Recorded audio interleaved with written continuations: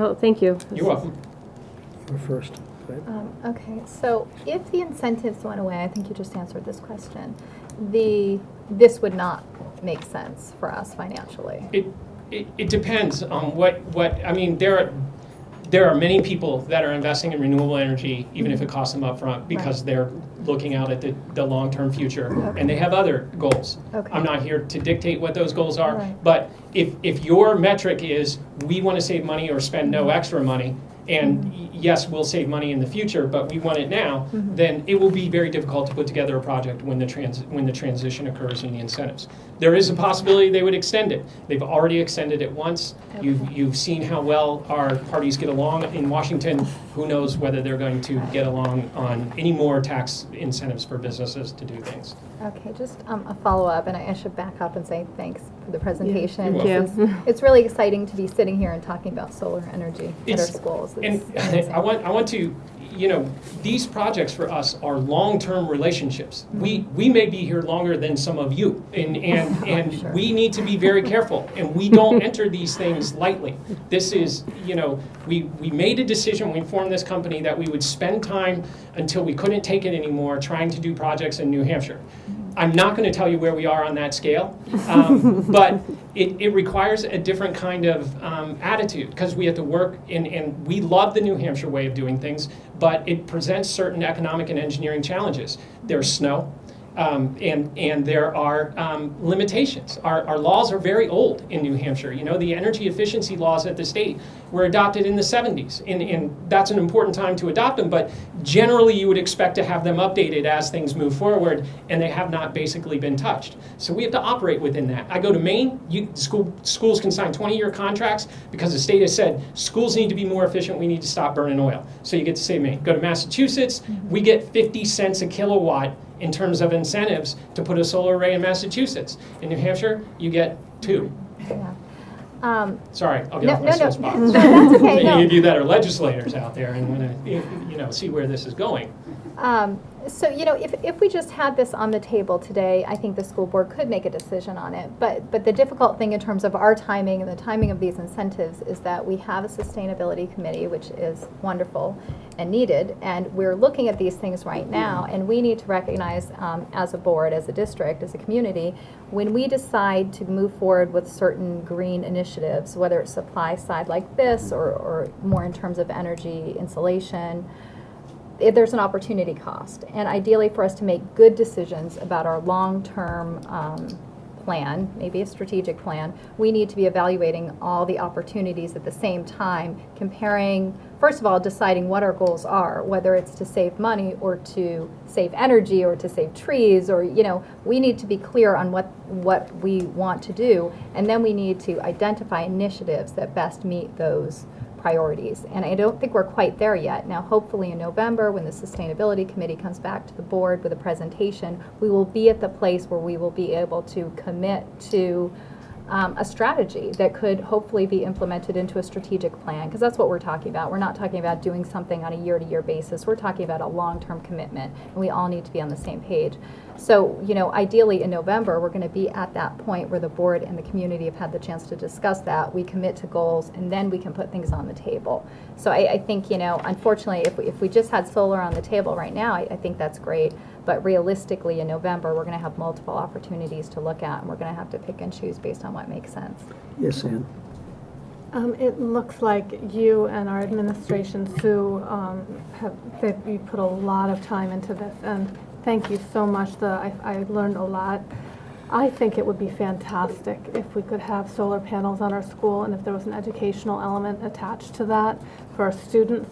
If we could save carbon emissions, what was it, 19 tons. 19 Tons. tons annually? Was that what Easily, it said? yes. Yeah, I think that would be amazing. And, I'm not good with numbers. I can't, figure out exactly how many pennies per kilowatt we would save or that whole thing. I don't really know, but I just think, to me, there's a real value in having clean energy, and I think that this community values that. is it going to cost us a lot? That is when I think we need to stop and say, hey, wait, maybe that's an issue, but it doesn't sound like it is. It's not, I mean, it sounds like the numbers are making sense to me when I look at this. When I look at the proposal and I listen to what you have to say, it makes a lot of sense. And I know Sue has listened and worked with you for, how long, Sue, for the past, we talked about this, gosh, since last fall? Well, we talked about it last year, another concept, so. Yeah, I mean, I remember you mentioned that you were, so this has been an ongoing thing. I think it's fantastic that you've come this far, and this is so I would love to see this happen. I would love to see that. It would be so great for our school. Just to follow up on both of those, I respect 100% the way you're going about the process, and it's the absolute correct way to do it. Get all the information, make an informed decision. And obviously, you're preaching to the choir. And I apologize again if Revolution should have started a year earlier, and we should have sent a sternly worded letter to every school board and say, be ready, because we're coming, and here's what we're going to offer you. And we didn't, and we couldn't, but the option's out there. I know, Sue, I live in Newmarket, we have an office in Durham. It's something you were willing to consider. We're willing to propose it because it is the best time. And if it's too rushed, it's too rushed. We're not here to pressure you. We're here to give you an option. And if it's something you want to pursue, we're willing to work with you on that. Any other questions? I just have one more. I promise one more. What would happen if we asked to wait until November? We would say we will see you in 2012. Because in November, we will be full bore into the projects that we're trying to get done we have to get to a point in every project before the end of 2011 so that we can secure all the incentives that are in place now. And what is our deadline for that? We would like to come back. If you want to seriously consider this, we would come to your meeting in September with everything laid out. So to make this happen, we have to have the incentives. And some of the incentives going downstream, you said might not be there. Might be there, might not be there. It's a political decision, right? Yes. Okay. Why is the consortium together with Green Power? Why can't Green Power have come to us and suggested the same thing? Why is there another layer? Is there some particular, It's you mean the company Green Power Management? Yeah. It's because this is all we do. We own these systems. We have the relationship with the bank. We have the long-term, this is essentially our business. Green Power Management has expanded roles. They do energy procurement. They do other kind of advice and other technologies. But they do this also. Pardon me? They do this also as far as assembly and producing the product that goes on the roofs. No, they don't do the kind of deployment and ownership and delivery of the systems. What they would do is work with, and Bob, is he outside? If they will work with you and help you understand procuring technologies. Our niche, and it's very carefully constrained, is we develop energy service contracts where we own the system and bill you for energy and leverage incentives. It's a highly technical bunch of legal work that requires us to put the contracts together, work with the IRS, work with the Department of Treasury, and work with the state PUC to get all those forms filed. So it's a lot of legal mumbo jumbo basically, so that we can put these incentive packages together. Bob, Bob's here from Green Power Management. I don't want to speak for you. Did you hear the question? Basically, what we've done is work as a partnership. Right. We have a lot of clients in New England, New York, New Jersey that are looking for the things that Revolution Energy does. And so we said, let's partner up. We'll bring our clients to the table, and if it makes sense for them, let's put a deal together. So that's really what our relationship is, and we have an excellent working relationship. And both of our goals are the same, looking for ways to save our clients money. Okay, how would you describe the revolutionary part of the agreement that you guys work together? Is it the financial arm, or is it I would say legal? we're the sales arm, or one of their sales arms. Okay. And we work with the clients, bring Revolution in, and we partner with both the client and Revolution to make a deal. Okay. What percentage of realistically, what percentage is going to be purchased in America for all the components that you're going to use?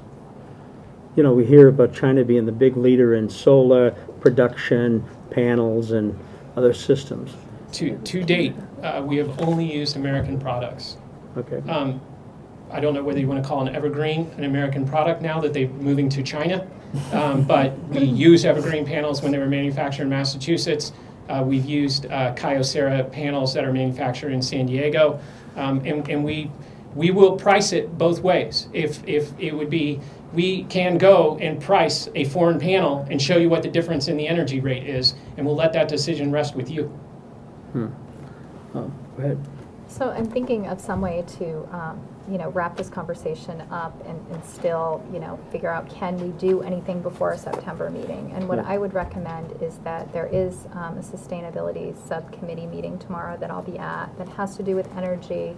And, maybe the school board wants to have the sustainability committee look at this and start to see how close they are to pulling something together in terms of possible recommendations. Because really, that's the sticking point for me, Right. is that if we move forward with this, we recognize we have limited resources to invest, we have limited time to manage. If we do this, there's an opportunity cost. But, perhaps the committee has some time to start to figure out what the best options might be to recommend. So, I can't guarantee anything, but that would be my recommendation today, is to let the committee move forward and see what they have Before to say. asking the committee to move forward, I'd like to hear from Lee.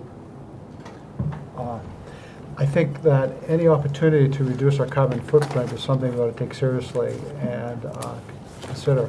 I had the opportunity to meet with this gentleman and go over their fact sheets, and I believe there is a great deal of promise in this proposal. And I, as Jocelyn, am interested to see what the Sustainability Committee does. And I do know that the town of Durham is also considering a project of this nature, probably bigger than ours. And I don't know where they are with that. We haven't had a chance to discuss it with them, so we would not be the only one. I think this ties well within our community, because it would be the town of Durham as well as the school department doing something here. And it'd be significantly reducing our carbon footprint. And I think it's something we ought to be considering as a community, as a school. And I'm particularly impressed with the teaching component. I believe that there's much that could be done about energy usage and relate that to our schooling. Okay. Does somebody want to propose that we ask the Sustainability Committee to look further into this and maybe report back at the timetable that they think they can do? Can I just make a very short comment? Sure. I think it's pretty clever. It's just that when anybody says make an investment, I'm always wondering how much more is this going to cost me than I was intending to spend in the first place. The other point I have is that it seems somewhat incomplete. You don't talk about geothermal heat pumps, which could tie in with your photovoltaic cells, and I think that's just a piece that's missing. And the other thing, your reliance on your income is all based on government grants and tax rebates. Am I not correct in assuming that? The cost of the equipment is offset. Our income is from the power purchase agreement. Okay, well, okay. But I guess the point I'm trying to say is, considering the track record of our federal government and the vagaries of depending on that, might well pose a problem for us to make this investment. There is a movement afoot in Congress now to cut all sorts of spending. And I'm just wondering if we're going to be kind of hung out, a little bit overextended, and have that axe come down. How do you see us functioning at that point?